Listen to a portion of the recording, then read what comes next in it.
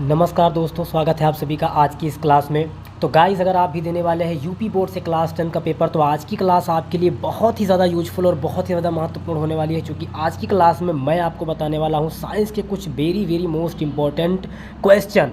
कुछ ऐसे क्वेश्चन जो आपको 100% बोर्ड एग्ज़ाम में मिलेंगे, ठीक है ना। 100% आपको बोर्ड एग्ज़ाम में मिलने ही मिलने वाले हैं, इसलिए वीडियो को बहुत ही ध्यान से बिना स्किप किए हुए लास्ट तक ज़रूर देखिएगा। तो आज की क्लास का जो सबसे पहला क्वेश्चन है वो है कि अम्ल क्षार लवण की परिभाषा एक उदाहरण सहित दीजिए। ये क्वेश्चन बहुत ही ज़्यादा महत्वपूर्ण है। ये क्वेश्चन अलग अलग करके पूछता है, कभी अम्ल की परिभाषा पूछता है, कभी क्षार की परिभाषा पूछता है और कभी लवण की परिभाषा पूछता है, और कभी कभी तीनों की परिभाषा एक करके एग्जाम्पल सहित पूछ लेता है, यानी उदाहरण सहित पूछ लेता है, ठीक है। तो ये आपको क्वेश्चन अच्छे तरीके से पढ़ लेना है, ठीक। दूसरा क्वेश्चन आपको क्या पढ़ना है, विरंजक चूर्ण। विरंजक चूर्ण को ही कहते हैं ब्लीचिंग पाउडर। इसका रासायनिक नाम, अणुसूत्र तथा उपयोग। देखिए 2017 में, 20 में और 23 में प्रश्न पूछा जा चुका है, ठीक है। इस चैप्टर से 100% प्रश्न आना ही आना है, और आज मैं वो सारे क्वेश्चन आपको बताऊंगा जो बोर्ड एग्जाम में बार बार रिपीट हो रहे हैं, बार बार पूछे जा रहे हैं। तो एक तो दूसरा क्वेश्चन आपको ये पढ़ लेना है। इसके बाद अगला क्वेश्चन आपको पढ़ना है कि बेकिंग पाउडर या फिर खाने के सोडा। ये क्वेश्चन देखिए कितना इंपॉर्टेंट है, 2014 से लेकर लगातार 22 तक पूछा गया है, ठीक है।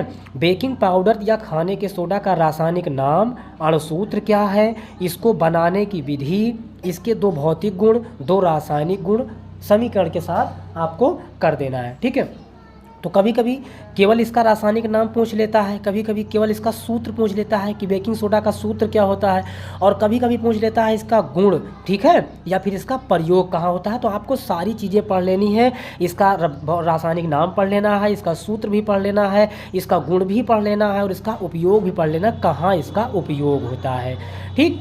इसके बाद देखते गाइस, अगला क्वेश्चन जो आपका होने वाला है वो है कि धावन सोडा, ठीक है, इसका या फिर इसी को कहते हैं सोडियम कार्बोनेट, बनाने की विधि, ठीक है। इसको बनाने की विधि तथा VaCl2 तथा SO2 के साथ होने वाली अभिक्रियाओं के रासायनिक समीकरण। ये क्वेश्चन भी देखिए 14 में और 19 में पूछा जा चुका है, यानी आपकी बोर्ड एग्जाम के लिए बहुत ही ज़्यादा इंपॉर्टेंट है।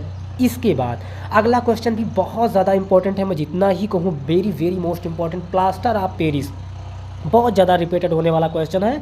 प्लास्टर ऑफ पेरिस किसे कहते हैं, इसे बनाने की विधि, गुण और उपयोग बताइए। इसका फार्मूला जरूर तैयार कर लेना प्लास्टर ऑफ पेरिस का। ये सारे क्वेश्चन मैंने वीडियो में बना रखे हैं, बता रखे हैं, इन सब के फार्मूला और इनके जो भी क्वेश्चन है वो सब मैंने बता दिया, उसको आप ज़रूर देख लीजिएगा। अगला क्वेश्चन आपका है कि भोजन के पाचन में लार की क्या भूमिका होती है। भोजन जो होता है उसको पचाने में लार की क्या भूमिका है, लार क्या काम करता है, ये आपको बताना है, ठीक है। देखिए 2018, 19 और 22, 23 में प्रश्न पूछा गया है। अगला क्वेश्चन, धमनी और सिरा में अंतर। देखिए एक अंतर तो हर बार पूछा जाता है और 100% इस बार भी पूछा जाएगा, तो एक अंतर तो आना ही आना है, इसलिए बुक में जितने भी आंसर हैं उनको आप ज़रूर पढ़ लीजिएगा। जैसे कि धमनी और सिरा में अंतर बताना है, 14 में, 15 में, 16 में, 18 में देखिए प्रश्न लगातार पूछा गया है धमनी और सिरा का अंतर। इसके बाद आपका अगला क्वेश्चन है, पोषण क्या है, पोषण की आवश्यकता क्यों पड़ती है और पोषण के मुख्य कार्य का उल्लेख करना है। देखिएगा क्वेश्चन 2016, 17, 19, 20 और 23 में प्रश्न पूछा गया है, यानी ये क्वेश्चन भी आपके लिए बहुत ही ज़्यादा इंपॉर्टेंट, बहुत ही ज़्यादा महत्वपूर्ण है। पोषण, ठीक है, पोषण से रिलेटेड क्वेश्चन बहुत ज़्यादा इंपॉर्टेंट है। इसके बाद समझते गाइस अगला क्वेश्चन। अगला क्वेश्चन जो आपका होने वाला है कि प्रिज्म से श्वेत प्रकाश के गुजरने पर न्यूनतम व अधिकतम विचलन किन रंगों का होता है, ये आपको बताना है, ठीक। और देखिएगा क्वेश्चन जो पूछा गया है 2016, 17, 18 और 23 में भी, यानी लास्ट ईयर में भी क्वेश्चन पूछा गया है, ठीक। ये आपको पढ़ लेना है। अगला क्वेश्चन आपको पढ़ना है कि एक विद्युत चालक का प्रतिरोध किन कारकों पर निर्भर करता है, समझाइए। 2022 में और 23 में प्रश्न पूछा गया है, ये क्वेश्चन भी आपको कर देना है। अगला प्रश्न आपको पढ़ना है, ओम का नियम क्या है, इसके सत्यापन के लिए आवश्यक प्रयोग का वर्णन कीजिए और परिपथ आरेख खींचकर इसको समझाइए। वेरी मोस्ट इंपॉर्टेंट देखिए लगातार प्रश्न आ रहा है 14, 15, 19, 22, 23। ये तो बहुत ही ज़्यादा आपके लिए इंपॉर्टेंट है, जितना ही कहूँ उतना ही कम है।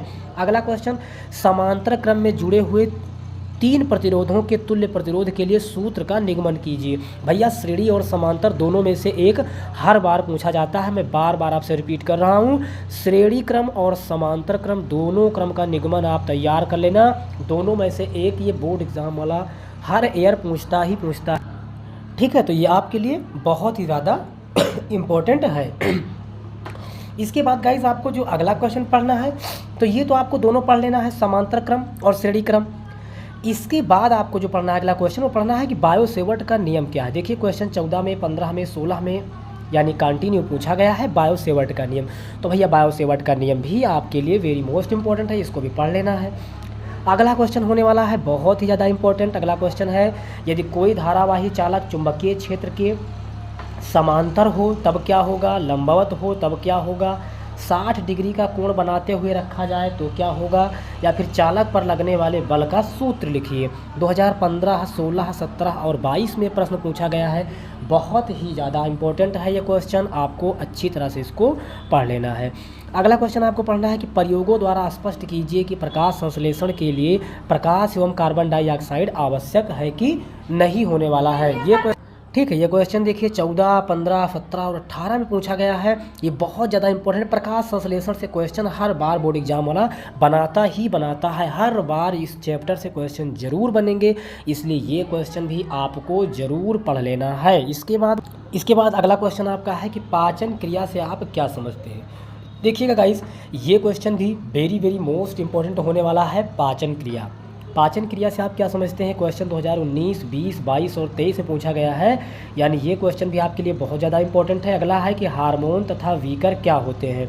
2014, 17, 18, 19 और 20 में प्रश्न पूछा गया है कि वीकर क्या होते हैं। अगला क्वेश्चन है कि कायिक जनन किसे कहते हैं, तने द्वारा इस विधि का एक उदाहरण दीजिए। 2014, 15, 17 और 23 में प्रश्न पूछा गया है कायिक जनन किसे कहते हैं। कायिक जनन की क्रिया आपको पढ़ लेनी है, ये क्वेश्चन भी बहुत ज़्यादा इंपॉर्टेंट है। अगला है गर्भ निरोधन की विभिन्न विधियां कौन सी है, ये बताना है। देखिए क्वेश्चन 14 से लेकर के और 22 तक लगातार बोर्ड में पूछा जा रहा है। अगला क्वेश्चन जो आपको पढ़ना है वो पढ़ना है कि एक आवृत्तबीजी पौधे के नर जननांगों का वर्णन कीजिए। और अगला क्वेश्चन आपको पढ़ना है निषेचन क्रिया, ये तो बहुत ही ज़्यादा इंपॉर्टेंट है। निषेचन की जो क्रिया है ये आपको ज़रूर पढ़ लेना है। निषेचन क्रिया क्या होती है, द्विनिषेचन एवं द्विनिषेचनोपरांत पुष्प में होने वाले परिवर्तन को समझाइए। यानी पुष्प से रिलेटेड जितने भी क्वेश्चन हैं, वो चाहे पुष्प के भाग हों, चाहे पुष्प के प्रकार हों, या फिर उसमें जो है पुष्प में कैसे क्या होता है, ठीक है, लैंगिक प्रजनन, अलैंगिक प्रजनन, ये सारी चीज़ें आपको पढ़ लेना है पुष्प से रिलेटेड जो भी हैं। इसके बाद आपको अगला क्वेश्चन पढ़ना है कि दूरदृष्टि दोष किसे कहते हैं, यह किन कारणों से होता है और इस दोष के निवारण के लिए कौन सा लेंस प्रयुक्त होता है। किरण आरेख भी खींचिए। ये क्वेश्चन अगर आपने नहीं पढ़ा तो समझ लीजिए बोर्ड में आपका 5 नंबर कम से कम कटने ही वाला है। ये क्वेश्चन देखिएगा 15 से लेकर और 23 तक लास्ट ईयर तक लगातार पूछा गया और 100% इस बार भी पूछा जाएगा। और इसी से रिलेटेड जो अगला क्वेश्चन है वो भी देखिए लगातार देखिए पूछा गया है 14 से लेकर 23 तक कि निकट दृष्टि दोष क्या है, इस दोष के क्या कारण हैं, इसके निवारण के लिए किस प्रकार का लेंस प्रयुक्त किया जाता है, किरण आरेख। तो ये क्वेश्चन भी आपको ज़रूर से ज़रूर कर लेना है, ठीक है। तो ये थे साइंस के कुछ वेरी मोस्ट इंपॉर्टेंट क्वेश्चन जो आपकी बोर्ड एग्जाम के लिए बहुत ज़्यादा इंपॉर्टेंट हैं। तो मेहनत और ईमानदारी से पढ़ते रहिएगा। फिर मिलते हैं नेक्स्ट वीडियो नेक्स्ट टॉपिक के साथ, तब तक आप पढ़ते रहिए और अपना ख्याल रखिए।